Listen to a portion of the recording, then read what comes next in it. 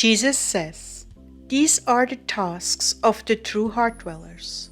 Come and take authority." December 24th, 2016. Words from Jesus to Sister Clare, spoken by Jackie.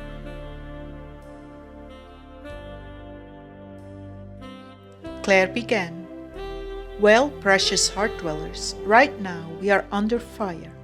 Rise up, rise up, rise up and take the crest of this mountain. Lord, what do you have for us?"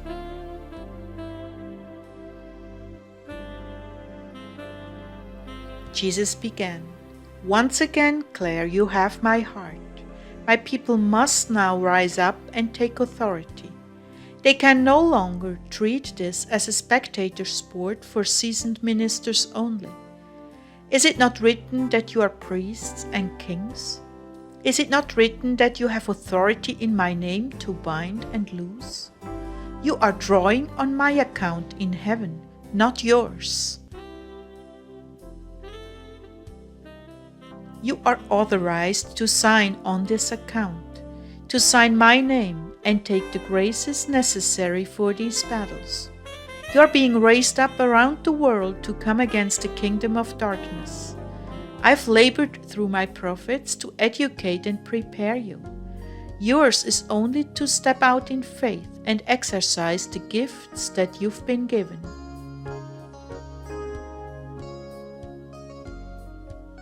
If you don't want to take a heavy beating and losses, you must rise up against these forces. You can no longer sit back in the stadium and watch others be victorious against the foe. You must be down there in the ring, wielding your swords, shields, and dressed in full armor.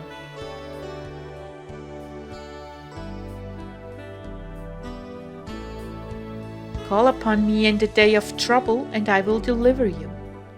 But you must be in readiness. Most of you are out of shape and distracted. That is how the enemy gains the victory.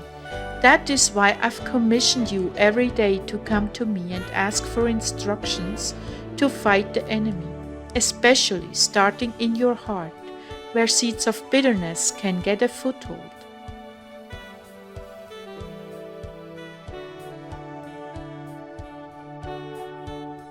I myself have called you here, to this channel, to be prepared for the final battle you will face before I come for you. I've called you here because I intend to arm you for the weapons yet to come from the enemy. Do you understand, my bride and my people? This is not a soft, cozy place. Rather, it is a place of warring until you can war no more. It is a place where you sleep on the cold ground at night and march until you're exhausted the next day.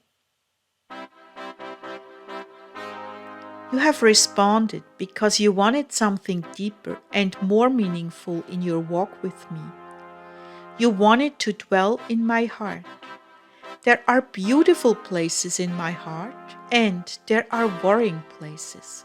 In my heart you behold the carnage of mankind through the enemy's works. In my heart you bleed with me, you hurt with me, but you also are called aside to dance and rejoice with me.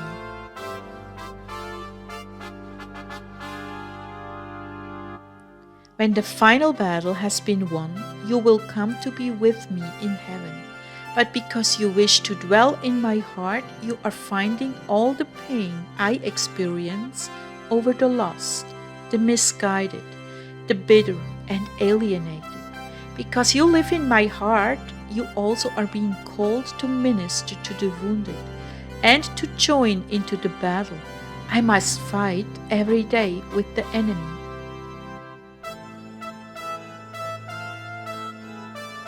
You also stand beside me and exercise your authority, and for this reason you are hated by the enemy. If you wish to continue to dwell in my heart, feel my pain, and respond to my agony over souls, you must be strengthened to go deeper and deeper and climb higher and higher. You must be willing to sleep on hard rocks and climb treacherous mountains, weather gale force winds, ice cold and slippery footing, all the things you must be ready to do and more.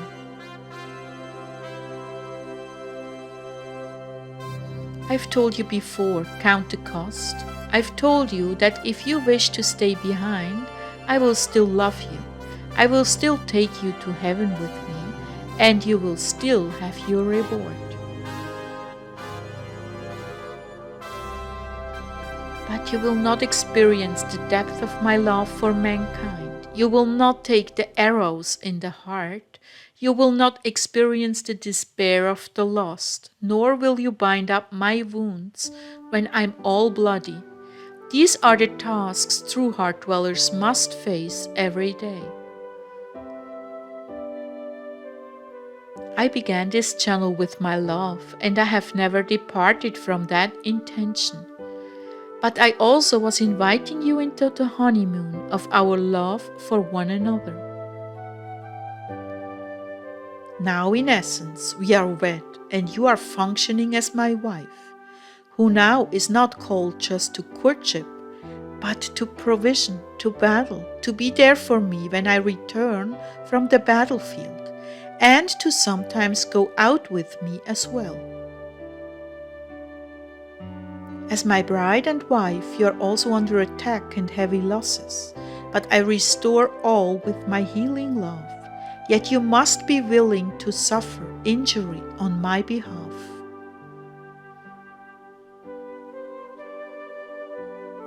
You must be willing to continue fighting when the battle around you gets nasty. You must be willing to offer your fatigue and pain to me for your brothers and sisters who are yet perishing. There will be times of refreshment, and you will be armed to withstand the enemy with every new weapon he produces. As my bride and wife, you will see others who have chosen to stay behind in more cozy quarters. You will see that they too suffer and offer their suffering for mankind. But they are not subjected to the high winds and steep and treacherous climbs you must scale. I can promise you my tender love and companionship, as well as the training and equipping.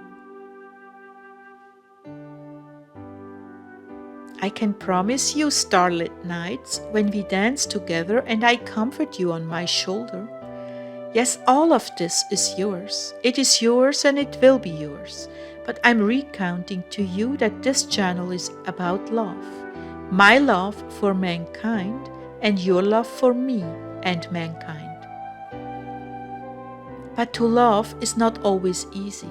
As you have encountered in your marriages, to love is also to suffer for the loved one. So here I want to be very clear with you. This channel has not changed into a demon-chasing channel. This channel is functioning as I've called it to function.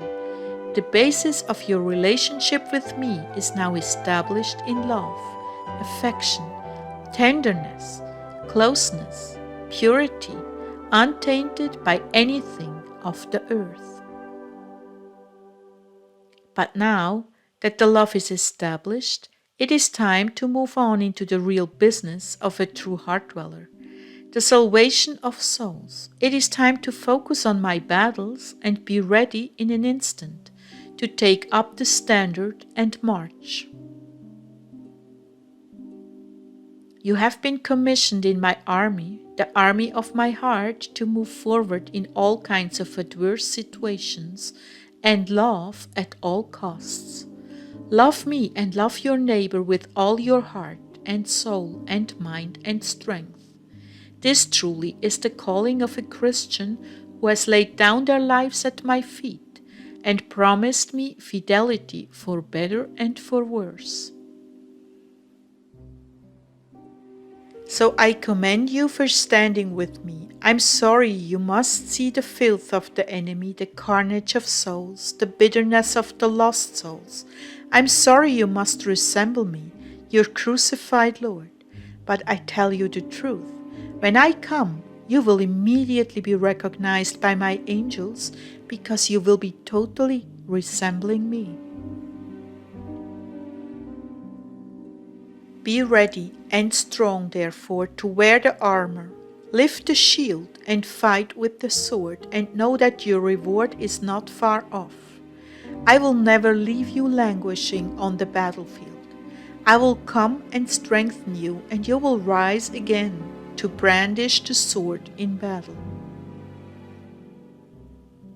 Stay close to me, worship me in thankfulness, and receive me in communion.